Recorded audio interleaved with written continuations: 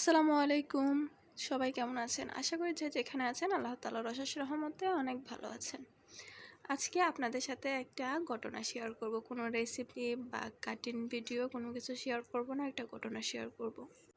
একজন মানুষ যখন ভুল করার পরও একটা জিনিস পায় তখন সন্তুষ্ট থাকে না। তো এই জিনিসটাই আজকে আমি আপনাদের সাথে শেয়ার করব। আমার সাথে ঘটে যাওয়া একটা ঘটনা। তো আপনারা যারা আমার ভিডিও দেখেন তারা জানেন আমি সেলাই কাজ করি। তো আমি অফলাইনেই বেশি কাজ করি, আর আমি কাজ করার ছবিগুলো আপনাদের সাথে শেয়ার করতে পারি না, কারণ কাজ করার সময় ভিডিও করতে গেলে অনেক সময়ের দরকার, ছবি তোলারও তেমন একটা সময় পায় না, যার কারণে সব কিছু আপনাদের সাথে শেয়ার করা হয় না।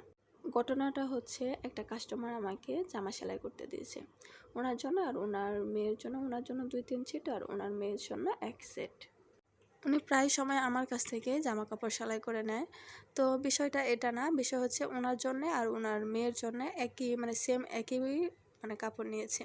তো জামাটা হচ্ছে গুল জামা হবে, তো আমাকে বলেছে গুল জামা, আর একটা জামা দিয়েছে হচ্ছে ওইটার মাপ নেওয়ার জন্য, পুরাতন একটা জামা।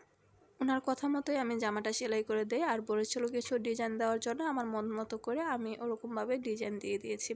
তো উনি প্রায় সময় জামা কাপড় যেহেতু বানায়, তো আমি জানি যে এই জামাটা মনে হয় ওনার মেয়ের একটু শর্ট হবে, যে মাপটা আর কি দিয়েছে। তো বাসাটা যেহেতু দূরে, ভালোই সময় লাগে বাসাতে যেতে, তো আমি আর করি না। আমি ভাবছি যে যে জামার মাপ দিয়েছে আমি ওইটার অনুমানেই সেলাই করে দিয়েছি।